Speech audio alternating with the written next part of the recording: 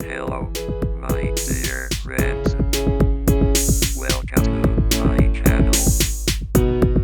Don't forget to like, share, subscribe, and press the bell icon.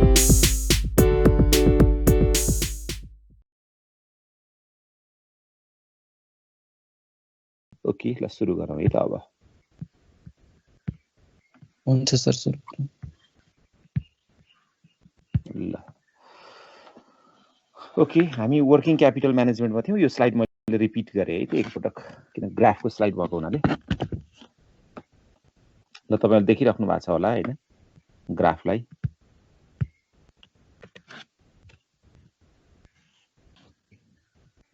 ग्राफमा हेर्नुहोस् त, X एक्सिसमा output छ, Y एक्सिसमा करेन्ट एसेट्स छ। अब हामी वर्किङ क्यापिटल म्यानेजमेन्ट पढिरहेछौँ। वर्किङ क्यापिटल म्यानेजमेन्ट पढ्दाखेरि चाहिँ we are more concern with current assets management. हामी अहिले चाहिँ केमा हो, करेन्ट एसेट म्यानेजमेन्टसँग बढी कन्सर्न भइरहेको हो। सो हामीले चाहिँ ग्राफलाई के को एंगलबाट हेर्नु पर्यो भने करेन्ट एसेट्ससँग रिलेट गरेर हेर्ने प्रयास गर्नु पर्यो है त। करेन्ट एसेट्ससँग रिलेट गरेर हेर्ने प्रयास गर्नु पर्यो। र ग्राफले क्लियरली के देखाइरहेछ भने त्यो रिल्याक्स्ड वाला लाइन चाहिँ सबैभन्दा माथि छ। इट मिन्स त्यसको करेन्ट एसेट्स सबभन्दा धेरै हुनु पर्यो, किनभने त्यो पोजिटिभ साइडमा माथि छ नि हैन। मोडरेट चाहिँ बिचमा छ, रेस्ट्रिक्टेड चाहिँ के छ, सबभन्दा तल छ। यति कुरा तपाईले बुझ्नुपर्ने छ तपाईहरुले। भन्ने बित्तिकै अब यसलाई हामीले कसरी रिलेट गरौँ भने under restricted policy the level of current assets will be lower. Current assets को लेभल चाहिँ के हुँदो रहेछ, लोअर हुँदो रहेछ हैन। रिल्याक्स्ड पोलिसीमा के हुँदो रहेछ, the level of current assets will be higher. र मोडरेटमा के हुँदो रहेछ, बिचमा चाहिँ हुँदो रहेछ कि। त्यति कुरा चाहिँ तपाईहरुले बुझ्नु पर्यो है। मलाई लाग्छ क्लियर भयो होला। रिल्याक्स्ड अर्थात कन्जर्भेटिभ पोलिसी पनि भनिन्छ यसलाई। यसमा चाहिँ करेन्ट एसेट्स को लेभल के हुँदो रहेछ, हाई हुँदो रहेछ। सिम्पल, अरु कुरा के हैन है। कन्जर्भेटिभ अर्थात रिल्याक्स्डमा चाहिँ करेन्ट एसेट्स को लेभल के हुँदो रहेछ, हाई हुँदो रहेछ। रिलेटिभली लार्जर इन्भेस्टमेन्ट हुँदो रहेछ। र एग्रेसिभ पोलिसीमा के हुँदो रहेछ, फेरि रिलेटिभली स्मलर इन्भेस्टमेन्ट हुँदो रहेछ करेन्ट एसेट्समा। ओके, अनि मोडरेट भन्ने बित्तिकै त दुईवटाकै बिचमा पर्यो हैन। ठ्याक्कै यस्तो उस्तो भन्न सकिन्न। Moderate policy lies in between relaxed and restricted policy भनेर भन्ने हैन। जे छ त्यही भन्ने। हामीले यसलाई अरु नयाँ कुरा खोजिरहने होइन कि थ्योरीमा चाहिँ जे कुरा छ, जे देखिन्छ त्यो ग्राफबाट त्यही कुरा लेख्ने हो है। अब यसको इम्प्लिकेसन कस्तो हुन्छ त भनेर हामीले अलिकति हेरौँ है त। टेबलमा कस्तो हुन्छ त। ओके, यहाँ दुईवटा कन्डिसन्सहरु दिएको छ र थ्योरीसँग रिलेटेड कुरा हो। रिल्याक्स्ड भन्ने बित्तिकै के हुन्छ भने हामीले करेन्ट एसेट्स को लेभल अलिक धेरै हुन्छ भने यसमा हेर्नु हैन। यो फिगरमा यो करेन्ट एसेट्स भनेर जहाँ लेखिएको छ ईबीआईटी भन्दा तल, रिल्याक्स्डमा 3 लाख छ, मोडरेटमा 2 लाख छ, रेस्ट्रिक्टिभमा 1 लाख छ। कसमा धेरै भयो त, रिल्याक्स्डमा धेरै भयो हो। रेस्ट्रिक्टिभमा के भयो, थोरै भयो। करेन्ट एसेट्स को लेभल धेरै हुन्छ भन्नुको अर्थ के हो, कि त क्याश धेरै होल्ड गरेर राख्नु पर्यो, कि त स्टक अफ गुड्स धेरै राख्नु पर्यो, कि उधारोमा धेरै बेच्नु पर्यो हैन। कि उधारोमा के गर्नु पर्यो, धेरै बेच्नु पर्यो। त्यसो गर्दाखेरि के हुन्छ त, रिटर्न चाहिँ कम्पैरेटिभली लो हुन्छ। रिटर्नको पर्सेन्टेज जहिले पनि के हुनु पर्यो भने एग्रेसिभ पोलिसी रिस्की पनि हुनु पर्यो, र रिटर्न पनि धेरै हुनु पर्यो। र जब करेन्ट एसेट्स को लेभल थोरै राखिन्छ भने करेन्ट लायबिलिटी धेरै हुन्छ भने हो नि। करेन्ट लायबिलिटी धेरै हुनु भनेको रिस्की हो कि होइन? ओके, रिस्की हो नि त। करेन्ट लायबिलिटी भनेको 1 वर्षमा तिर्नुपर्ने पैसा धेरै छ, करेन्ट एसेट्स भनेको 1 वर्षमा उठ्ने पैसा धेरै छ हैन। तुलनात्मक रूपमा तिर्नुपर्ने धेरै हुनु भनेको रिस्की हुनु हो। तर तुलनात्मक रूपमा रिस्की पोजिसन लिनु भनेको चाहिँ बरु 1 वर्षमा तिर्ने पैसा धेरै भए पनि होस्, तर म चाहिँ सेल्स इन्क्रिज गर्छु अथवा चाहिँ मेरो बिजनेसलाई चाहिँ स्पिड अप गर्छु भनेर पनि काम गरेको हुन सक्छ नि त हैन।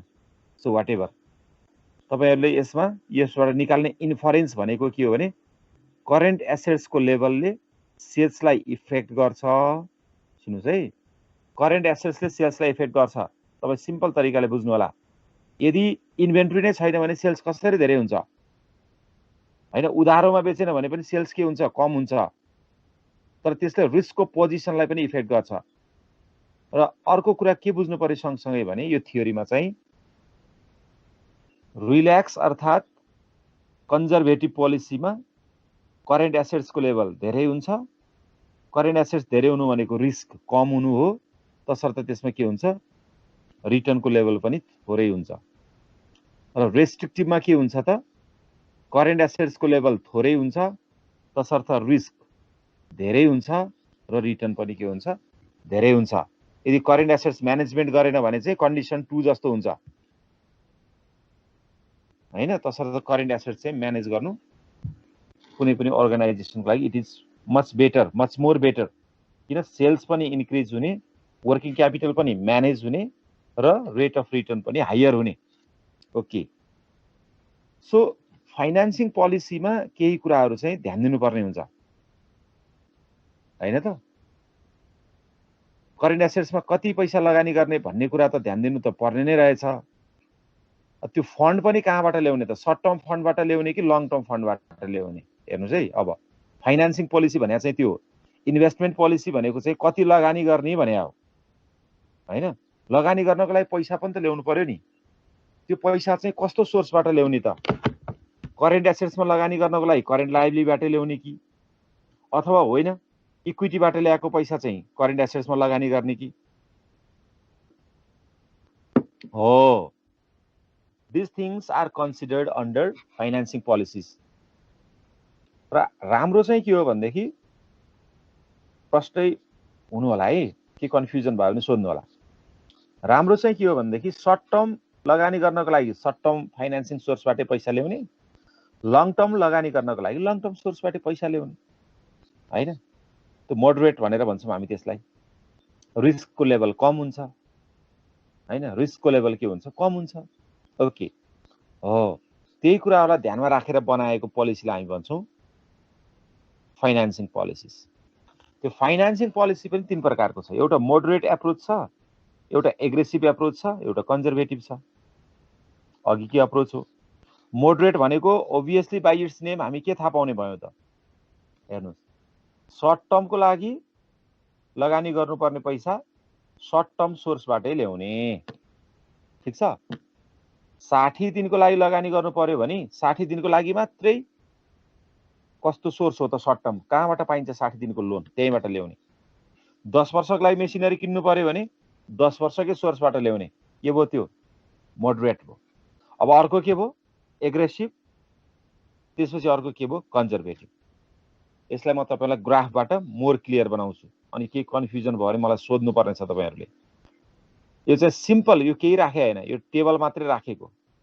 विभिन्न महिनाहरुमा करेन्ट एसेट्सको लेभल कति छ हैन, फिक्स्ड एसेट्सको लेभल कति छ, पर्मानेन्ट फन्ड भनेको लङ टर्म सोर्सबाट कति पैसा ल्याएको हो र सिजनल सोर्सबाट कति पैसा ल्याएको भने सिम्पल देखाएको मात्रै। तपाईले यसो हेर्नु होला नि हैन। यहाँ के छ? जनवरीमा करेन्ट एसेट्स 5000 छ, फिक्स्ड एसेट्स के छ? 10000 छ।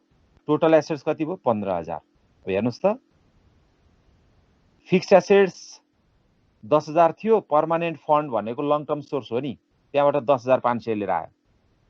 करेन्ट एसेट्स कति थियो?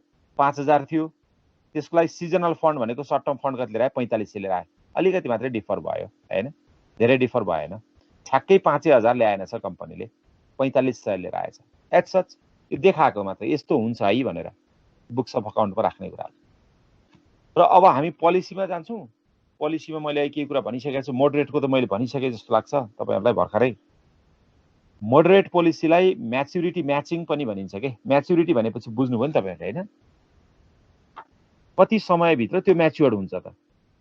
ओके, अहिले भर्खर भने नि मैले 60 दिनमा म्याच्योर्ड हुने लोनबाट ल्याएको पैसा 60 दिनमै सेल हुने इन्भेन्ट्रीमा लगानी गर्ने। इक्जाम्पलको लागि अघि मैले भने 10 वर्षको मेसिनरीलाई 10 वर्षकै लोनबाट लगानी गर्ने। पर्फेक्टली यस्तो सधैँ होला त, व्हिच इज मोर डिफिकल्ट। भन्न त हामीलाई सजिलो छ हैन। तपाईले एउटा फर्निचर शप खोल्नुभयो, फर्निचर ल्याएर राख्नु भएको छ, तपाईलाई कसरी ग्यारेन्टी हुन्छ कि त्यो फर्निचर 20 दिनमा बिक्री हुन्छ भनेर 20 दिनको लागि मात्रै पैसा ल्याउने त हैन र। अनि तपाईले त्यो फर्निचर बनाउने मेसिन ल्याउनु भयो, त्यो मेसिन चाहिँ तपाईको 15 वर्ष लाइफ छ भनेर लिएर आउनु भएको, 15 वर्षकै वाला पैसा ल्याएर लगानी गर्नुभयो हैन।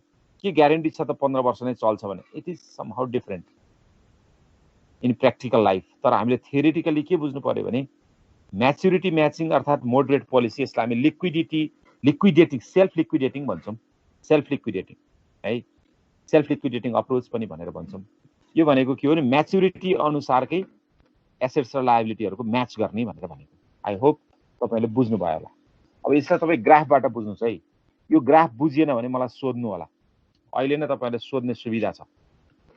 म पहिला एक्सप्लेन गर्छु अनि बुझ्नु भएन भने you have the chance to ask for it. ग्राफमा हेर्नुस्, एउटा एक्स एक्सिस छ, लेखिएको छैन तर तपाईहरु मास्टर्समा बुझ्नुहुन्छ। हरिजन्टल लाइन पिरियड लेखेकोतिरको भनेको एक्स एक्सिस हो, अर्को वाई एक्सिस छ त्यो भनेको एसेट्स लेखेतिरको हो हैन। एक्स एक्सिस र वाई एक्सिसको बीचमा त्यो पोजिटिभ पार्ट हो हैन, किनभने एक्स एक्सिस पनि राइटतिर जाँदा पोजिटिभ हुन्छ, वाई एक्सिस चाहिँ माथितिर जाँदा पोजिटिभ हुन्छ। र त्यो एक्स एक्सिस राइट र वाई एक्सिस टपतिर जाँदाको बीचको पार्ट चाहिँ के भयो त पोजिटिभ भयो नि। त्यो पार्टमा तीनवटा ग्राफ छन् हेर्नुस्। एउटा समहाउ मरून कलरको जस्तो छ, फिक्स्ड एसेट्स लेखिएको सीधा रेखा छ हो। We are not much interested with fixed assets. हामी त फिक्स्ड एसेट्समा त्यति इन्ट्रेस्टेड छैन मैले पढ्नलाई। किन? Because we are studying about working capital management. Working capital management भनेको this is the study of current assets as well as current liabilities. त्यही नै रहेछ हैन। हामी त करेन्ट एसेट्स र करेन्ट लायबिलिटीको बारेमा मात्रै बढीमा पढिरहा हो, बढीमा त्यति नै हो अहिले हामीले पढेको। भनेपछि हामी मोर त अझै करेन्ट एसेट्समा पढिरहा छौं हैन र। मैले तपाईलाई दुईवटा अप्रोच हुन्छ भनेको थिएँ, एउटा ग्रस अप्रोच, एउटा के नेट अप्रोच। अनि ग्रस अप्रोच अनुसारको डेफिनेसन हामीले भन्दा के भनेको थियौं भन्नुस् त? According to gross concept, the total of current assets in the firm is known as working capital. Yes, त्यही कुरा हो नि बढी हामीले पढ्ने त। ओके, अनि त्यो करेन्ट एसेट्सलाई हामीले दुई प्रकारकोमा डिभिजन गर्न सकिन्छ भनेर भनेका थियौं। You need to remember, keep in your mind.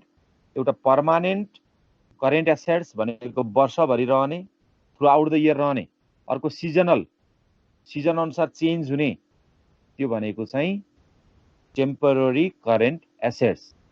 अब हेर्नुस्, तपाईले यति बुझिसकेपछि हेर्नुस् है, फिक्स्ड एसेट्स त सधैँभरि सिधा रेखा, त्योभन्दा तल। फिक्स्ड भन्दा माथिको मात्रै के हो? करेन्ट एसेट्स हो। किनभने कुनै पनि अर्गनाइजेसनमा हुने भनेको टोटल एसेट्स हो। टोटल एसेट्स भनेको कसरी आउँछ त? Fixed assets plus current assets गरेर आउँछ। अघि नै मैले भने we are not much interested in fixed assets in studying here. हामी यहाँ त्यो कुरा पढिरहा होइन, हामीले पढिरहा के हो? करेन्ट एसेट्स हो। तर करेन्ट एसेट्स कहाँ हुन्छ भनेर त हेर्नु पर्यो नि त हामीले। हो, हेर्दाखेरि ग्राफमा कहाँ देखियो? फिक्स्ड एसेट्स भन्दा माथि। हेर्नुस् है, फिक्स्ड एसेट्स भन्दा माथि देखिएको करेन्ट एसेट्सलाई पनि टु पार्ट्समा डिभिजन गरियो। एउटा मरून कलर र रेड कलरको बीचमा रहेको, रेड कलरले पर्मानेन्ट करेन्ट एसेट्सलाई लाइन तान्दिएको छ। ठ्याक्कै यति हुन्छ, इट इज नट, त्यस्तो होइन। तर हुन्छ नि त, कुनै पनि अर्गनाइजेसनमा पर्मानेन्ट करेन्ट एसेट्सको लेभल हुन्छ। तपाईले स्केल नापेर यति नै बनाउनु पर्ने चाहिँ होइन, तर तपाईले एउटा लाइन तान्नु पर्यो र के चाहिँ कन्सेप्टमा राख्नु पर्यो भने, सुन्नु भएको छ? तपाई कसले माइक के गरिराख्नु भएको छ? माइकलाई राम्रोसँग म्यानेज गर्नुस् है। ओके, सो त्यो रातो कलर र मरून कलरको बीचको पार्टलाई हामीले के भन्यो? पर्मानेन्ट करेन्ट एसेट्स भनेर भन्यौं। हेर्नुस् है, त्यो रातो कलर भन्दा माथिको चाहिँ के हो? टेम्पररी करेन्ट एसेट्स हो। अब तपाईले यहीँनिर बुझ्नुपर्ने छ। यहाँ बुझ्नु भएन भने मलाई भन्नु होला, अहिले नत्र पछि बुझिँदैन पोलिसी। यो मोडरेट पोलिसीमा हामीले के भनिरहा हो भनेदेखि टेम्पररी करेन्ट एसेट्स अर्थात् करेन्ट एसेट्स भन्ने बित्तिकै हामीले बुझ्छौं नि हैन। टेम्पररी करेन्ट एसेट्सलाई चाहिँ सर्ट टर्म डेटबाट लगानी गर्ने अर्थात् करेन्ट लायबिलिटीबाट लगानी गर्ने। छोटो अवधिकोलाई छोटो अवधिकै सोर्स अफ फन्डबाट म्यानेज गर्ने। र पर्मानेन्ट करेन्ट एसेट्सको लेभल लाई चाहिँ लङ टर्म सोर्सबाट म्यानेज गर्ने पोलिसीलाई मोडरेट फाइनान्सिङ पोलिसी भनिन्छ। हेर्नुस् त्यहाँ ग्राफमा बुझिएन भने भन्नु होला। टेम्पररी करेन्ट एसेट्सलाई अर्थात् करेन्ट एसेट्स भन्ने बित्तिकै 1 वर्षभित्रमा क्यासमा कन्भर्ट हुने त्यस्तो खालको एसेट्सलाई लगानी चाहिँ सर्ट टर्म सोर्स अफ फन्डबाटै गर्ने, सर्ट टर्म डेटबाट गर्ने अथवा करेन्ट लायबिलिटीबाट गर्ने र त्यस पछाडि पर्मानेन्ट करेन्ट एसेट्सलाई कहाँबाट गर्ने भन्नुस् त? लङ टर्म सोर्सबाट गर्ने। सिम्पल छ, के पनि गाह्रो छैन। त्यही भएर मैले तपाईँलाई यति धेरै कुरा गरेको। Are you clear with this? तपाईँले यसमा क्लियर हुनुभयो त भन्नुहोस्। भयो सर। ओके, अब एग्रेसिभ भन्ने बित्तिकै अब के हुन्छ यहाँ हेर्नुहोस्। अहिलेको फरक देखाउनु चाहिँ तपाईँहरूको जिम्मा हो। अघिको ग्राफ र अहिलेको ग्राफ तपाईँहरू स्क्रिनसट लिएर राख्नु भएको छ भने कम्पेयर गर्नुहोस्। What is the difference? हेर्नुहोस्, यसमा एउटा ग्रीन डटेड लाइन छ र कहाँनिर छ हेर्नुहोस्, फिक्स्ड एसेट्स र पर्मानेन्ट एसेट्सको बिचमा छ। अगाडि के थियो ल हेर्नुहोस्, ग्रीन डटेड लाइन थिएन। यसको अर्थ के हो? मोडरेट पोलिसीमा पर्मानेन्ट करेन्ट एसेट जति सबैलाई लङ टर्म सोर्सबाट लगानी गरेको थियो हो। टेम्पररी करेन्ट एसेट्सलाई सबै सर्ट टर्म सोर्सबाट गरेको थियो। तर कन्जर्भेटिभमा हेर्नुहोस्, पर्मानेन्ट करेन्ट एसेट्सको केही पोर्सन, त्यति नै हुनुपर्छ भन्ने होइन, केही पोर्सन सर्ट टर्म फाइनान्सिङबाट लगानी गरे। हेर्नुहोस् त, हेर्नुहोस् है, करेन्ट लायबिलिटीबाट लगानी गर्यो। करेन्ट एसेट्स अथवा मानव इन्भेन्ट्रीको इक्जाम्पल लिने हो भने इन्भेन्ट्री 1 वर्षभित्रै बिक्री हुन्छ भन्ने कुरा छैन, तर उसले लगानी चाहिँ के गरिदियो? लङ टर्म सोर्सबाट गरिदियो के, सरी सर्ट टर्म सोर्सबाट गरिदियो। हेर्नुहोस् है, सर्ट टर्म सोर्सबाट गरिदियो त्यस्तो अवस्थामा पनि। भन्ने बित्तिकै के भयो? दिस इज रिस्की, किनकि हामीसँग भएको इन्भेन्ट्री 1 वर्षमा बिक्री हुन्छ भन्ने ग्यारेन्टी चाहिँ छैन। तर हामीले त्यो इन्भेन्ट्री किन्नको लागि अथवा स्टक अफ गुड्स किन्नको लागि ल्याएको पैसा चाहिँ 1 वर्षभित्रै तिर्नुपर्छ भन्ने छ, किनकि सर्ट टर्म सोर्सबाट ल्याइयो नि त। So this is risky. Risky सिचुएसनमा के हुनु पर्यो? रिटर्न धेरै हुनु पर्यो। अघि नै मैले भनिसकेँ। फरक यति नै हो यसमा। हेर्नुहोस्, अगाडिकोमा के थियो रे? अगाडिको सम्झिनुहोस्, अगाडिकोमा पर्मानेन्ट करेन्ट एसेट्सको पोर्सनलाई लङ टर्म फाइनान्सिङ सोर्सबाट लगानी गर्ने, टेम्पररी करेन्ट एसेट्सलाई सर्ट टर्मबाट गर्ने। त्यो कर्ली ब्रेकेट माथि थियो होइन।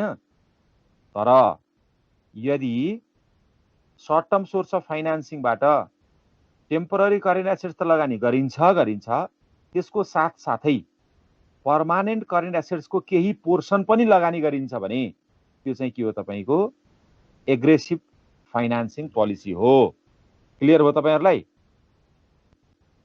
अब हेर्नुहोस्, यसैको फेरि अझै जस्ट रिभर्स बनाएर हेर्नुहोस्। यसमा ब्लू डटेड लाइन छ। कहाँ छ त्यो डटेड लाइन?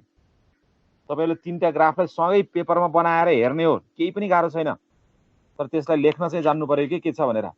फाइनान्समा ठुलो स्टोरी नट नेसेसरी, तर तपाईँले जे कुरा हो त्यो एक्ज्याक्ट कुरा चाहिँ लेखिदिनु पर्यो।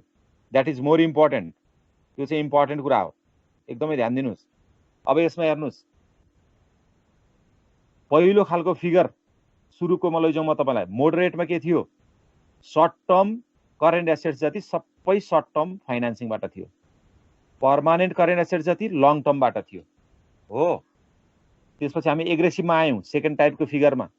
अहिले भएको जस्तो निलो डटेड लाइन चाहिँ त्यो करेन्ट एसेट्स लेखेको ठाउँ, पर्मानेन्ट करेन्ट एसेट्स लेखेको ठाउँमा ग्रीन कलरमा थियो र के देखाइरहेको थियो भने सर्ट टर्म फाइनान्सिङको सोर्सबाट टेम्पररी करेन्ट एसेट्स भनेको माथिको र केही portion of permanent current assets पनि लगानी गरेको हुन्थ्यो। तर अब यसमा हेर्नुहोस् त, लङ टर्म सोर्स अफ फाइनान्सिङबाट केही part of temporary current assets पनि लगानी गर्यो। बढी सेफ भएर बस्यो के भनेको मतलब हामीसँग स्टक अफ गुड्स छ उदाहरणको लागि। त्यो स्टक अफ गुड्स त 1 वर्षभित्र बिक्री हुन पनि सक्छ नि, तर त्यसको लागि लगानी चाहिँ उसले कहाँबाट गर्यो?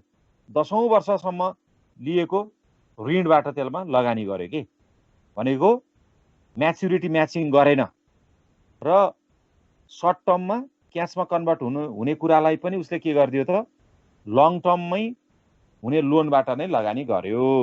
यो के भयो?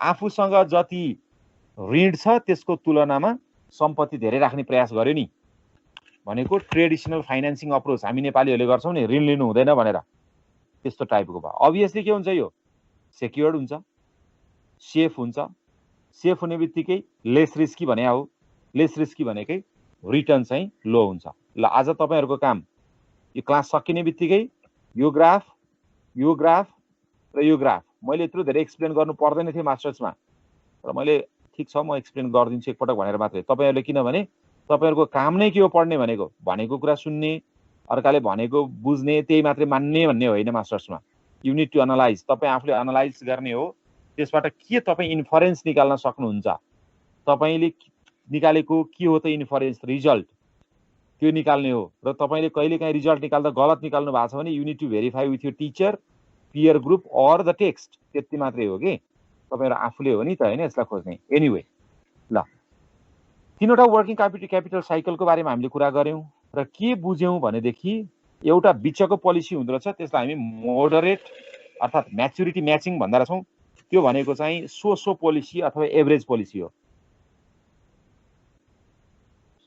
न त धेरै रिस्की हैन न त धेरै रिटर्न हुने खालको ठिक्क खालको भन्नु पर्यो नि ल्याङ्ग्वेजमा भन्दा हैन एउटा चाहिँ के रहेछ त एग्रेसिभ पोलिसी रहेछ एग्रेसिभ भनेको सुन्दैमा एग्रेसिभ हैन एग्रेसिभ भन्ने बित्तिकै के भयो त अब त्यो हाइली रिस्की रेस्ट्रिक्टेड पोलिसी हैन हाइली रिस्की भन्ने बित्तिकै के भयो त रिटर्न पनि त लेभल धेरै हुनु पर्यो नि हैन अर्को के छ कन्जर्भेटिभ हैन रिल्याक्स्ड त्यस्तो खालको पोलिसीमा के हुनु पर्यो त obviously तपाईको रिस्कको लेभल कम हुनु पर्यो रिटर्नको लेभल पनि त कम भइहाल्छ ओके अब क्याश कन्भर्सन साइकल भनेको हामी के पढिरहेछौं त्यो कुरा दिमागमा कहिले नबिर्सिनु होला कन्फ्युजन हुन्छ न त यस हामी के पढिरहेछौं भन्नुस् त वर्किङ क्यापिटल म्यानेजमेन्ट यस वर्किङ क्यापिटल म्यानेजमेन्ट पढाएछौं भनेपछि we are talking about current assets भित्र के पर्छ भनेर दिमागमा नबिर्सिने भनेको छु मैले तपाईहरुलाई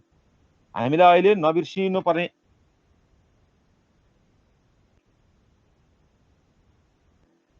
बिर्सिने नहुने तीनवटा पार्ट भने के हो त भन्नुस् त क्याश एन्ड मार्केटेबल सेक्युरिटीज अर्थात क्याश भनेको छौं हामीले इन्भेन्टरी अर्थात स्टक अफ गुड्स र अकाउन्ट रिसिभेबल उधारोमा बेचेपछि उठ्न बाँकी पैसा त्यही भने हैन त हो कि ल भन्नुस् त अब हेर्नुस् हामीले कुनै एउटा फर्म अर्थात कुनै एउटा म्यानुफ्याक्चरिङ अर्गनाइजेसन चलाइराछौं भने मैले तपाईलाई अघिल्लो क्लासमा पनि भने वर्किङ क्यापिटल म्यानेजमेन्ट पर्फेक्टली लाग्ने भनेको म्यानुफ्याक्चरिङ अर्गनाइजेसनमा हो तसर्थ नेपालमा यसको धेरै ठूलो महत्व हुने सम्भावना देख्छु म तर समय लाग्ला किन हामी इन्डस्ट्रियलाइजेसनको एजमा हामी छिरेकै छैनौं हैन डेभलप्ड कन्ट्रीजहरु इन्डस्ट्रियलाइजेसनको फेजमा छिरेर पनि कहाँ पुगिसके हाम्रोमा बल्ल बल्ल नेपाल स्टक एक्सचेन्जमा एउटा दुईटा कम्पनीहरु छन् म्यानुफ्याक्चरिङको हैन एउटा तपाईको शिवम सिमेन्ट होला अर्को तपाईको एसडीएल हिमालयन डिस्टिलरी लिमिटेड रक्सी फ्याक्ट्री होला अर्को तपाईको Unilever limited many companies are to come in the market many companies are to be established in the future थुप्रै कम्पनीहरु एस्टाब्लिश हुनै बाँकी छ हामी इन्डस्ट्रियलाइजेसनमा छिर्नै बाँकी छ त्यस्तो कम्पनीहरुमा वर्किङ क्यापिटल म्यानेजरको एकदमै ठूलो रोल हुन्छ ट्रेडिङमा पनि हुन्छ तर ट्रेडिङमा म्यानुफ्याक्चरिङमा जस्तो 100% सबै चाहिँ लागू भइरा नहुन पनि सक्छ है सो क्याश कन्भर्सन साइकल भनेको चाहिँ के को कुरा गरौं र सिमेन्टकै कुरा गरौं नेपालमा भएको कम्पनीको अथवा रक्सी फ्याक्ट्री हिमालयन डिस्टिलरी लिमिटेडको कुरा गरौं फर एक्जाम्पल ल अब आई डोन्ट नो के मेटेरियलहरु युज हुन्छ भनेर तर म केही तपाईहरुलाई भन्छु मात्रै है त ल अब सिमेन्ट फ्याक्ट्रीमा कंक्रीट त युज होला उले र मेटेरियलको रूपमा कंक्रीट लिएर आयो किन्यो नि हैन कम्पनीले पहिला हैन त किन्यो त्यो कंक्रीट भनेको उसलाई के भयो र मेटेरियल पहिला त के गर्नु पर्यो भन्नुस् त त्यो कंक्रीटलाई के गर्नु पर्यो प्रोसेस गर्नु पर्यो प्रोसेसिङ गरेपछि त्यो के हुन्छ सेमी फिनिश्ड गुड्स अर्थात केही सुधारिएकोमा जाला त्यसपछि प्याकिङ गरेपछि त सिमेन्टेड त्यो सिमेन्ट आइटम भनौं न त्यो सिमेन्टेड बोरामा चाहिँ त्यो सिमेन्टको बोरामा चाहिँ त्यो राखिसकेपछि it has become a pack now ready to sell त्यसलाई हामी भन्छौं फिनिश्ड गुड हो सबभन्दा पहिला त के गर्नु पर्यो, फिनिश्ड गुडमा कन्भर्ट गर्नु पर्यो। समय लाग्छ नि हैन, लाग्छ नि, 10 दिन 15 दिन 5 दिन 1 घण्टा 2 घण्टा वाटेभर, तर समय त लाग्छ। अब तपाईँ हिमालयन डिस्टिलरीको पनि कुरा गर्नुहोस्, उसले कुनै एउटा ब्रान्डको अल्कोहल बेच्छ, रक्सी बेच्छ भनेदेखि उसले के गर्नु पर्यो, र मेटेरियल त ल्याउला। के ल्याउँछ, जौँ गहुँ कोदो के ल्याउने हो, ल्याउला, त्यो र मेटेरियल भयो। त्यसलाई के गर्नु पर्यो, कन्भर्ट गर्नु पर्यो नि हैन भन्नु त। Yes, that is to be converted into finished goods. त्यो बोतलमा प्याक हुने बेलासम्म बनाउनु पर्यो नि। Now that is ready to sell, बिक्री गर्न रेडी भयो, it has to be sold. अब बिक्री गर्नु पर्यो। If it is sold in credit, क्रेडिटमा सेल्स गरेको छ भने पैसा उठ्न पनि त समय लाग्छ नि हैन, हो कि ल भन्नु त। यस, पैसा उठ्न पनि समय लाग्छ। हो, इन्भेन्ट्रीलाई बुझ्नुहोस् है कुरा, भेरी सिम्पल, एकदम सिम्पल कुरा हो यो। मैले यत्रो धेरै गहिरोसँग नभनिरहनु पनि पर्ने कुरा हो एक हिसाबले भन्ने हो भने। मैले तपाईँलाई भनिराखेको छु बिकज हामी अनलाइनमा सबैसँग इन्टरेक्ट गर्न पाएको छैनौँ। कुनै पनि म्यानुफ्याक्चरिङ फर्मले लिएर आएको र मेटेरियललाई फिनिश्ड गुडमा कन्भर्ट गर्न लाग्ने समय र फिनिश्ड गुडलाई सेल गरिसकेपछि पैसा उठ्न लाग्ने समय, यस हो, त्यसलाई चाहिँ हामी अपरेटिङ साइकल अर्थात् वर्किङ क्यापिटल साइकल भनेर भन्छौँ। आई टक टु मच, मैले धेरै कुरा गरेँ तपाईँहरूलाई। यही ग्राफमा हेर्नुहोस्, सुरुमा के गर्नु पर्यो, उसले र मेटेरियल किन्नु पर्यो, पर्चेजबाट स्टार्ट भयो। अनि र मेटेरियललाई के गर्नु पर्यो, प्रोसेसिङ गर्नु पर्यो, त्यसलाई अझै फर्दर प्रोसेसिङ गरेर वर्किङ प्रोग्रेसमा लैजानु पर्यो। अनि त्यो केमा जान्छ, अब फिनिश्ड गुडमा जान्छ, रेडी टु सेल गुडमा। त्यसपछि क्रेडिट सेल्स गर्नु पर्यो। क्या सेल्स गर्यो भने त एकाउन्ट रिसिभेबलै हुँदैन। ओके, किन गर्ने sir, fine, if the company is existing in a monopoly market, okay, not necessary to sell in credit. Monopoly मार्केटमा छ भने अब के को, अब क्रेडिटमा सेल्स गर्नु पर्यो हैन र। बन्द गरिदियो भने त्यो सेवा पाउँदैन। We are talking of big and competitive perfect markets नि हैन, त्यसको कुरा गरिरहेको छौँ नि हामी त। सो क्रेडिट सेल्स भनेको सेल्स इन्क्रिज गर्नको लागि हो, क्रेडिट कस्टमरलाई दिने हो। त्यसपछि कलेक्सन गर्न पर्यो। यस, त्यो हामी सबैलाई के भन्छौँ, वर्किङ क्यापिटल साइकल भन्छौँ। यसलाई म यहाँ लेख्दिन्छु, वर्किङ क्यापिटल साइकल पनि भनिन्छ।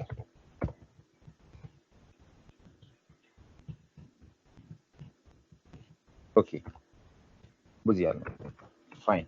ग्राफिक क्लियर छ, त्यही भएर थ्योरी पढ्नुभन्दा त ग्राफिक अझ रमाइलो हो, तर हामीलाई त्यति बानी भइसक्यो हुँदैन, त्यति मात्र विचार। यस, अब मैले यसमा धेरै डिस्कसन गर्ने परेन, मैले यहाँ निलोमा लेखिदिएँ, the cycle for trading firms will be shorter than that of manufacturing firm. अब छोटो हुने नै भयो। ट्रेडिङ भनेको कस्तो भने इन्डियामा बनाए मोटरसाइकल ल्याएर नेपालमा बेच्ने हैन, जोनी वाकरको रक्सी ल्याएर नेपालमा बेच्ने, इक्जाम्पल, जेकेको सिमेन्ट लिएर आएर नेपालमा बेच्ने। बनाउनै परेन नि त, समय त छोटो भइहाल्यो नि, बिक्री गरेर पैसा उठ्न मात्रै लाग्ने समय भयो क्या हैन र। ओके, सो अपरेटिङ साइकल भनेको अघि भनिसकेकै कुरा हेर्नुहोस्, इन्भेन्ट्रीको कुरा र रिसिभेबलको कुरा, त्यो कति पिरियड आउँछ त्यो दुईटालाई जोडिदिनुस्, that is working capital cycle अर्थात् operating cycle. Yes, inventory conversion period भने के हो त, nothing big talk, that what we studied in chapter 2, it means ratio analysis, same thing is repeating over here, त्यही कुरा रिपिट गरे त हो नि। इन्भेन्ट्री कन्भर्सन पिरियड भनेको inventory divided by cost of goods sold per day. तपाईँले अस्ति मलाई सोध्नु भएको थियो, सर एकाउन्टमा त हामी एभरेज इन्भेन्ट्री लगाएको थियौँ। यस, यहाँ पनि लगाउने यदि दिएको छ भने हैन, इनिसियल इन्भेन्ट्री र इन्डिङ इन्भेन्ट्री दिएको छ भने एभरेज निकाल्ने, छैन भने उसैले क्याल्कुलेट गरेर दिइसक्यो नि त हामीलाई इन्भेन्ट्री मात्रै भनेर। तसर्थ inventory divided by cost of goods sold per day, यसैलाई रिराइट पनि गर्न सकिन्छ नि हैन र। कसरी त, इन्भेन्ट्री इन्टु 360, कपी राख्नु भएको छ सँगै लेख्नुहोस्, inventory into 360 divided by cost of goods sold हैन, inventory times 360 divided by cost of goods sold. अब रिसिभेबल कन्भर्सन पिरियडलाई हामी रिसिभेबल कलेक्सन पिरियड पनि भन्छौँ, अथवा यसलाई के पनि भन्छौँ, एभरेज कलेक्सन पिरियड पनि भन्छौँ, र अर्को नाम यसको के छ, डे सेल्स आउटस्ट्यान्डिङ, जे नामले पनि हामी भन्न सक्छौँ है। रिसिभेबल कलेक्सन पिरियड अर्थात् conversion period, average collection period अर्थात् डेज सेल्स आउटस्ट्यान्डिङ। सम्झिनुहोस्, सम्झिनु पर्यो नि त होइन? एउटै कुरा हो। कसरी निकाल्छौँ हामी भन्नुहोस् त? Accounts payable into 360 divided by credit sales.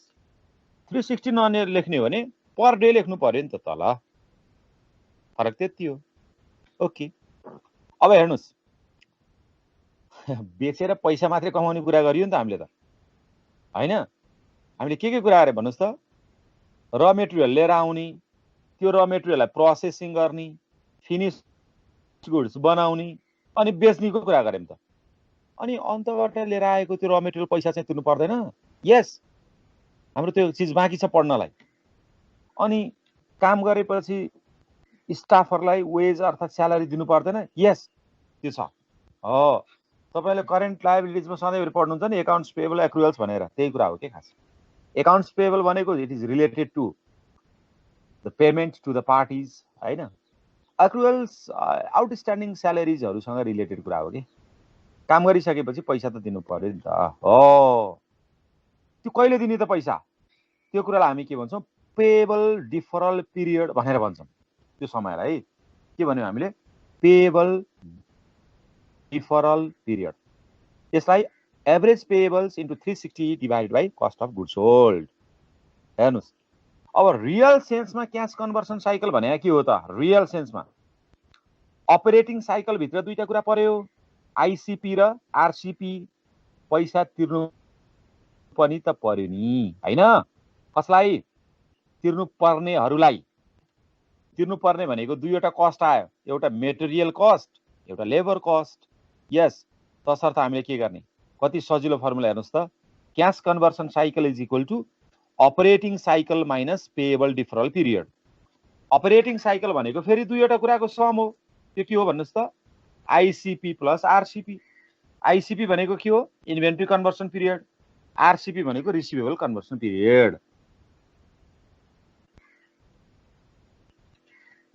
Clear भयो तपाईहरुलाई?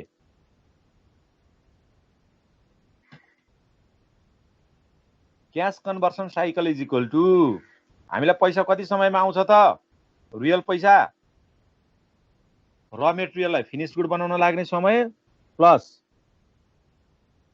सेल्स गरेर पैसा आउन लाग्ने समय माइनस हामीले पैसा तिर राखेको समय गरेपछि रियल क्याश कन्भर्सन साइकल आउँछ। This is the formula which is so easy. सजिलो फर्मुला छ। के छ कसैको यहाँसम्म ल भन्नुस्? Do you have any question?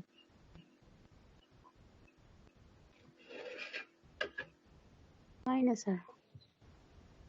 यतै हिसाबले त फेरि गजब पढाइ पनि छ कि। क्लासमा भयो एउटा साथीले त चिमड थियो, अर्को साथीले के लेखेर पेपरमा पास गरिसक्या हुन्थे हैन। विद्यार्थी त विद्यार्थीले भइन्छ नि, डिस्ट्र्याक्ट भइन्थ्यो। अहिले त तपाईँ घरमा if you are much smart मजाले तपाईँ आफ्नो टेबलमा बसेर एक्लै हल्ला नहुने गरेर आनन्दसँग पढिराख्नु भएको छ नि त। कन्सन्ट्रेसन लेभल एकदम हाई छ। अल्छी लागेको छ भने कतै तपाईँ सिरक ओढेर सुतिराख्नु भएको त छैन फेरि मोबाइल अथवा ल्यापटप बन्द गरेर। यसपालिलाई मात्र गाह्रो त भइरहेको होइन होला नि होइन? स्मार्ट हुनुहोस् है। ठ्याक्क म कलेजमै छु भन्ने फिलका साथ पढ्नुहोस् के। हामीले मुभी हलमा हुन त मुभी हलमा गएर मुभी नहेरे पनि अब वर्षौं 2 वर्षभन्दा बढी भइसक्यो होला। ओटिटी प्लेटफर्मबाट हेर्दै हुनुहुन्छ होला। मुभी हलमा गएर मुभी हेर्दाखेरि कहिले काहीँ आँसु झरेको सम्झना छ कि छैन? How do you watch the movie with a big feel हैन? त्यस्तै के म कलेजमै छु भन्ने फिलका साथ पढ्नुहोस् के हैन? अनि गजब छिटो बुझिन्छ। ल ओके। सो अब हामीले फेरि एउटा कुरा के रिपिट गरौँ म भने वर्किङ क्यापिटल म्यानेजमेन्टमा हामी तीनवटा कुरालाई एकदम बढी फोकस गर्दै छौं।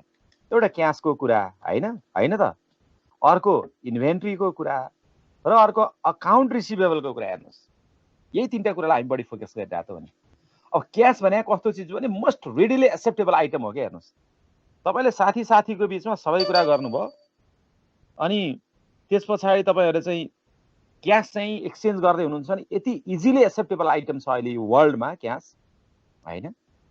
हामी त्यस्तो आइटम भनेर हामी चिन्छौं। अब क्याश म्यानेजमेन्ट गर्दा कसरी गर्नु पर्यो त? That is more important. हामीले गरिरहेकै कुरा हो हैन?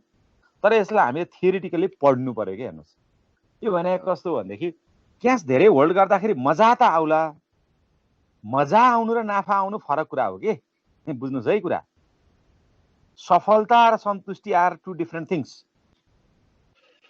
केलाई सफलता मान्ने हो if you think earning more money is success maybe your satisfaction maybe different maybe तपाईँ भोलि बिग टक दिन सक्नुहुन्छ नि the difference between satisfaction and success हैन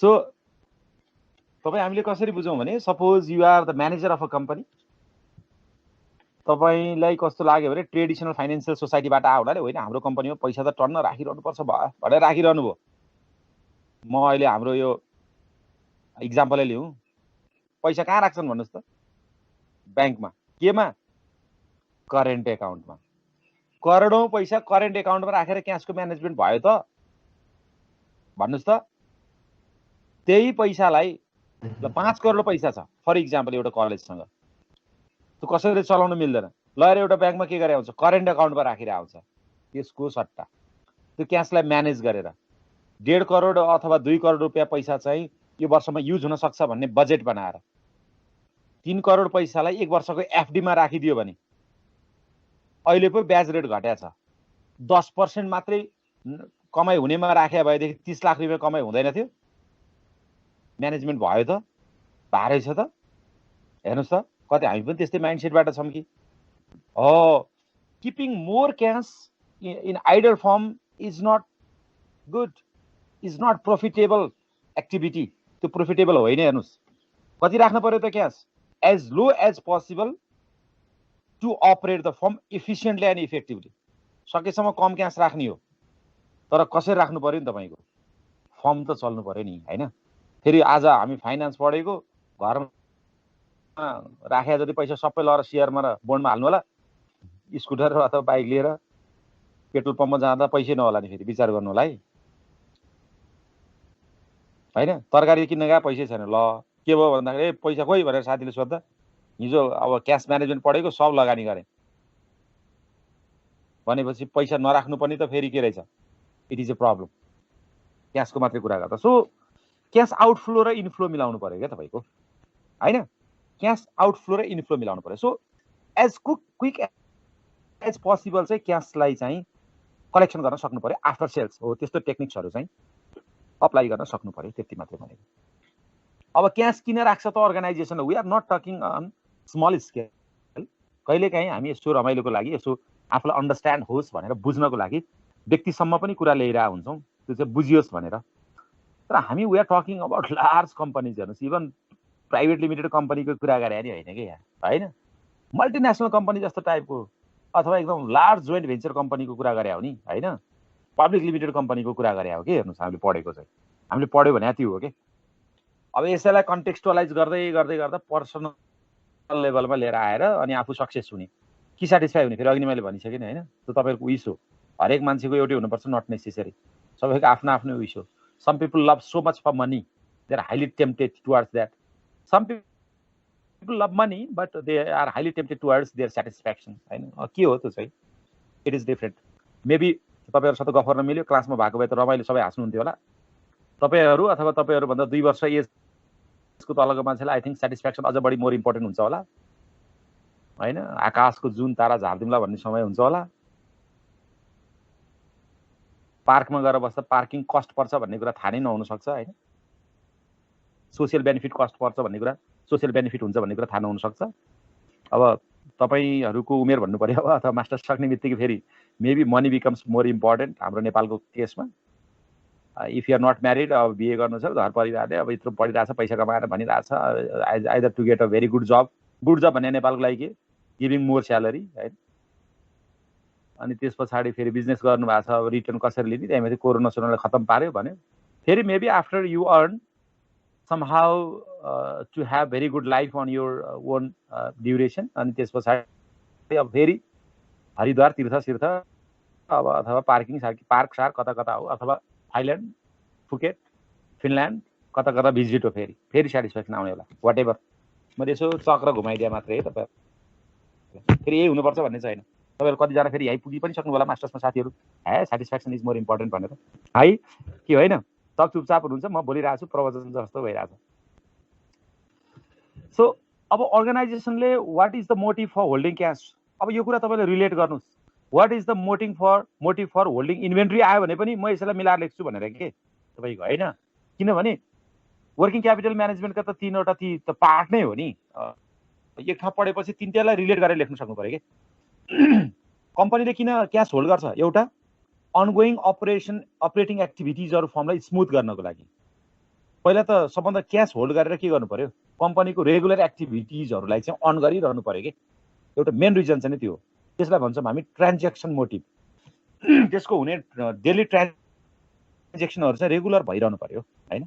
नेक्स्ट प्रिकसनरी मोटिभ भनेको चाहिँ, प्रिकसनरी भनेको फ्युचर रिस्कलाई मिनिमाइज गर्ने भने हो खासमा चाहिँ, भनेको इमर्जेन्सी निड अफ क्यास भन्न खोजे हो कि।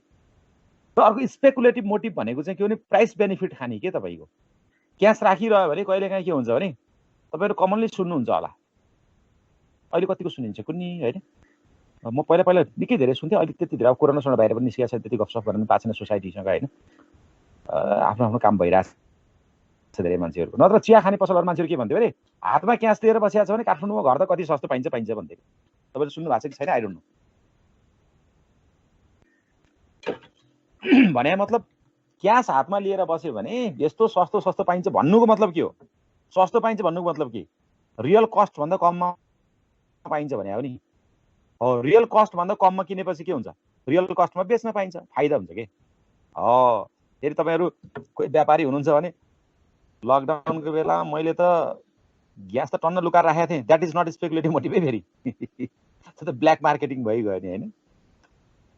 हुन्छ, ग्यासको मूल्य चाहिँ अब एकदम बढ्दैछ भन्ने थाहा भयो, सुनको मूल्य एकदम बढ्दैछ भन्ने थाहा भयो, र if you become a very good stockist, तपाईँहरूले पहिले नै क्यास राखिराख्नु भएको थियो र तपाईँले एकदम धेरै किन्नुभयो अब, र by the way in future very certainly चाहिँ तपाईँ त्यसको मूल्य बढेर नाफा खानुभयो भने त्यो चाहिँ स्पेकुलेटिभ मोटिभ हो। किनभने तपाईँले आफ्नो रेगुलर कस्टमरहरूलाई तपाईँले बाइलजहरूलाई मिचेर केही पनि काम गर्नु भएको छैन, तर तपाईँले के गर्नुभयो? आफूले क्यास होल्ड गरेर बसिराख्नु भएको थियो, त्यो क्यासबाट चाहिँ तपाईँलाई थाहा भएको कुरा किन्नुभयो र छिटै बेच्नुभयो होइन। तपाईँहरू कसैसँग क्यास थियो, मैले अस्ति पढाउँदै गर्दा अघिल्लो हप्तामा कर्णाली डेभलपमेन्ट ब्याङ्क किन्नुभयो, 10% बढ्यो, आज 5% 7% बढ्ला, एक हप्तामा तपाईँले 15% को रिटर्न खानुभयो। यस, स्पेकुलेटिभ मोटिभ नि होइन, त्यस्तो हो कि। र अर्को चाहिँ कम्पेन्सेटिङ ब्यालेन्स रिक्वायरमेन्ट भनेको फर्महरूले अथवा अर्गनाइजेसनहरूले ब्याङ्कमा अकाउन्ट खोल्दाखेरि मिनिमम भएर पैसा त राख्नु पर्यो नि त खातामा। हुन त अब तपाईँहरू ब्याङ्कर हुनुहुन्छ, हाम्रो त सर जिरो ब्यालेन्स छ होइन। यस, यो त नयाँ फाइनेन्सियल प्रडक्टहरू आइरहेछ, जिरो ब्यालेन्स अझ कता कता त आउँछ, मैले खोलेको त छैन, तपाईँहरूलाई थाहा छ होला। खाता खोल्यो भने 100 रुपियाँ खातामा हालिदिने भनेर पनि आइरहेको देख्छु होइन। भनेपछि यो त अब गजब पो भयो होइन। सो वाट एभर होइन। अब हुन त ब्याङ्कहरूको पनि फरक छ, इस्लामिक ब्याङ्कहरूको छुट्टै छ, हाम्रो ब्याङ्कहरूको छुट्टै छ, कोही अरू ब्याङ्कहरूको छुट्टै रुल्सहरू छ। वाट एभर, हामी नेपालमा छौँ, नेपालकै कन्टेक्स्टमा हेर्नु पर्यो। तर हामी के बुझौँ, नर्मल अवस्थामा भनेको कुनै पनि फर्मले ब्याङ्कमा खाता खोल्नको लागि पैसा त राख्नुपर्छ, त्यसलाई भन्छौँ कम्पेन्सेटिङ ब्यालेन्स रिक्वायरमेन्ट हो। तपाईँहरूलाई what are the motives or objectives for holding inventory भन्यो भने लास्टको नि लेख्ने त अब लेख्ने त लास्टको, लेख्ने नलेख्ने भन्नु त खै त भने। ल अहिलेसम्म भन्यो भने निदाउनु हो क्या फेरि।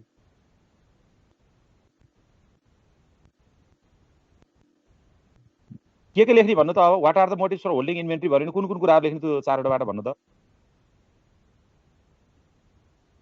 कोही नबोल्ने? सरी साथ छ।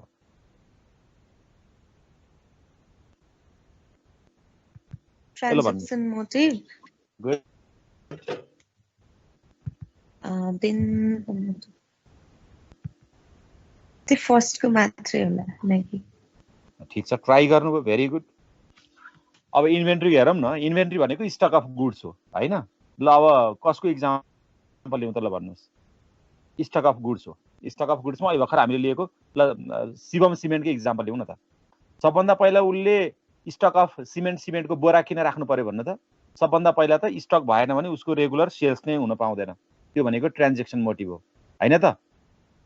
अनि अलिकति बढी सिमेन्टहरू राखेन, कुनै बेलामा चाहिँ एकदम धेरै चाहिँ डिमान्ड आयो, वात्तै धेरै डिमान्ड आयो बेच्नै सक्दैन तसर्थ अलिक धेरै पनि राख्नु पर्यो प्रिकसनरी मोटिभ हो त्यो हैन अनि कुनै बेलामा सिमेन्टको भाउ चाहिँ सरकारले नै बढाइदियो ल चटे त्यो बेलामा त नाफा खानै पाएन नि कम्पनीले त्यतिखेर पनि उसले के गर्न पाए स्पेकुलेटिभ मोटिभ लिन पाए बुझ्नुभयो अब तीनटा हुँदै छ अब सिमेन्टको बोरा राखेर कहीँ खाता खोल्न त मिल्दैन नि हैन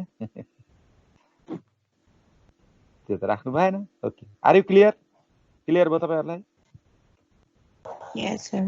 ल इन्भेन्ट्री म्यानेजमेन्ट अब इन्भेन्ट्रीको कुरा मैले धेरै गरिसके हेर्नुस् तपाईहरुलाई भर्खरै many things I talk inventory भनेको तीन प्रकारको हुन्छ एउटा र मेटेरियल कच्चा पदार्थलाई पनि स्टकमा राखिन्छ अर्को वर्क इन प्रोग्रेस अर्थात सेमी फिनिश्ड गुड्स यसलाई पनि राखिन्छ र अर्को भनेको छ नि फिनिश्ड गुड्स त्यसलाई पनि हामी राखिन्छ र यसरी राख्नु पर्यो कि इन्भेन्ट्री म्यानेजमेन्ट भनेको नि यसरी म्यानेज गर्नु पर्यो कि उसको अहिले भनेको तीनवटै कुराहरु पनि पूरा होस् र धेरै पनि नबसोस् के तपाईको भनेको मतलब बिजनेस पनि स्मूथ चलिरहोस् र त्यसपछि त्यो धेरै एडिसनली पनि धेरै चाहिँ नबसिरहोस् स्टक धेरै बस्नु भनेको फेरि के भने कस्ट पर्छ नि तसर्थ त्यसले बेसिक दुईवटा कुराहरुलाई ध्यान दिनुपर्छ अहिले भर्खरै भने एउटा maintaining adequate inventory for smooth production and selling activities हेर्नुस् र मेटेरियल चाहिँ प्रोडक्सनको लागि राख्नु पर्यो फिनिश्ड गुड्स चाहिँ केको लागि सेलिङको लागि minimising investment in inventory to enhance firms profitability तपाईको चाहिँ टन्न कच्चा पदार्थ ल्याएर राखेको छ अथवा बनाएको सामान राखेको छ अब डेट अफ एक्सपायरी आउन लागिसक्यो बिक्री भएको छैन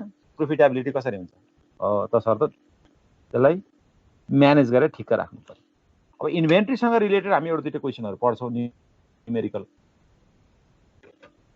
व्हिच इज मच इजियर हैन तर पनि मैले त अब तपाईलाई पढाउँछु भन्छु त तपाईले के बुझ्नु पर्यो भने इन्भेन्ट्री अर्थात स्टकसँग केही कस्ट लाग्छ त्यो कस्ट भनेको एउटा क्यारिङ कस्ट हो क्यारिङ कस्ट भनेको होल्डिङ कस्ट हो क्यारिङ भनेको ट्रान्सपोर्टेसन होइन मजाले लेख्नुस् धेरै जसो झुकिनुहुन्छ क्यारिङ भनेको ट्रान्सपोर्टेसन होइन क्यारिङ भनेको होल्डिङ राखिरहँदा लाग्ने कस्ट हो र अर्को अर्डरिङ कस्ट हुन्छ अर्डरिङ गरेको भने यस यो चाहिँ ट्रान्सपोर्टेसन कस्ट हो अर्डरिङ गरेर सामान नआउँदासम्म लागेको कस्टलाई हामी अर्डरिङ कस्ट भनेर भन्छौँ यो फर्मुला पछि हामी सँगै देखाउँला टोटल कस्ट भने के त क्यारिङ कस्ट र अर्डरिङ कस्टलाई जोड्दिएपछि टोटल कस्ट आउँछ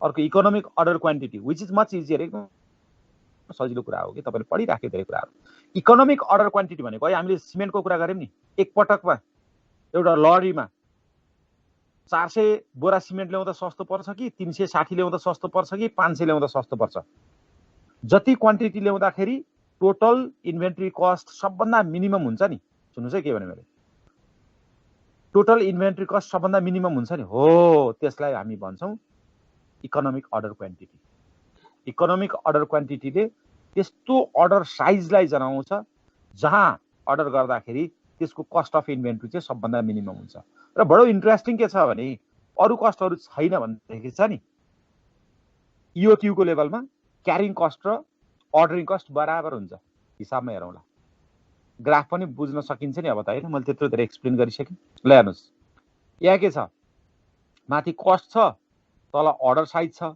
ईओक्यू को लेभलमा अर्डर गर्दाखेरि क्यारिङ कस्टको रेखा र अर्डरिङ कस्टको रेखा चट्ट काटिया छ भनेको भेट्या छ भने बराबर छ हो कि हैन भन्नु त अब त्यो दुईटा जोडिएपछि बल्ल के हुन्छ त्यो रातो रेखामा जोडिएको टोटल कस्ट हुन्छ यस हो यो ग्राफ देखि देखाएको रिअर्डर पोइन्ट र सेफ्टी स्टक रिअर्डर पोइन्ट भनेको एक पटक सामान अर्डर गरेपछि वर्षौं वर्षलाई पुग्ने त होइन नि हैन अर्डर त गर्नु पर्यो नि हो that is called reorder point reorder point भनेको simply the level of inventory के at which another reorder should be placed अब अर्डर गरेर सामान टाइममा आएन भने त कति कस्टमर फर्किन्छन् नि they are known as lost customers profit हुन पाएन नि हैन त्यही भएर सेफ्टी स्टक राख्नुपर्छ सेफ्टी स्टक भनेको चाहिँ के हो भने वर्षभरि एउटा लेभल अफ इन्भेन्ट्री चाहिँ मिनिमम राखिरहने के पर्मानेन्टली सो दैट कि कुनै बेलामा अप्ठ्यारो पर्यो भने त्यही सेल गर्दिने अथवा प्रोडक्सन गर्ने बेलामा त्यही युज गर्ने हो त्यसलाई भन्छौं सेफ्टी स्टक अब त्यसलाई चाहिँ फिफो मेथडबाट पनि गरिन्छ जस्तो अब सेफ्टी स्टक राख्यो अनि त्यसलाई बेला बेलामा सेल गरिरह्यो तर त्यति नै बराबरको सामान चाहिँ राखिरहने त्यो एउटै राखिरहने भने चाहिँ होइन है सेफ्टी स्टक किन राख्ने भनेपछि तपाईको लस्ट कस्टमर नहोस् भनेर अर्थात कुनै बेलामा आफूसँग रेगुलर बिक्री गरिरहने सामानहरु सकियो भने पनि सेफ्टी स्टकबाट झिकेर बेच्न पाइयोस् भनेर ओके र अर्को यसमा तपाईँले जान्नुपर्ने कुरा भनेको लिड टाइमको कुरा छ। लिड टाइम भनेको चाहिँ के हो भने सामान अर्डर गरिसक्यो तर सामान आइपुगेको छैन। सामान कहाँ छ भन्नु त? Where are the goods? सामान कहाँ छ? तपाईँहरू कोही जनकपुरतिर हुनुहुन्छ, कोही कतै हुनुहुन्छ भने मैले तपाईँलाई के भने, मलाई तपाईँले माछा पठाइदिनुहोस् भनेर भने होइन, तपाईँले हुन्छ भन्नुभयो, मैले तपाईँलाई अर्डर गरेँ, मेरो घरमा माछा आइपुगेको छैन, तर तपाईँले पठाइसक्नुभयो, माछा कहाँ छ? खोलामै छ त? ट्रान्जिटमा बाटोमा छ नि होइन? त्यस्तो गुड्सलाई भनिन्छ गुड्स इन ट्रान्जिट है। अर्डर गरिसकेको रिसिभ नभइसकेको गुड्सहरू बाटोमा हुन्छ, त्यसलाई हामी भन्छौँ गुड्स इन ट्रान्जिट।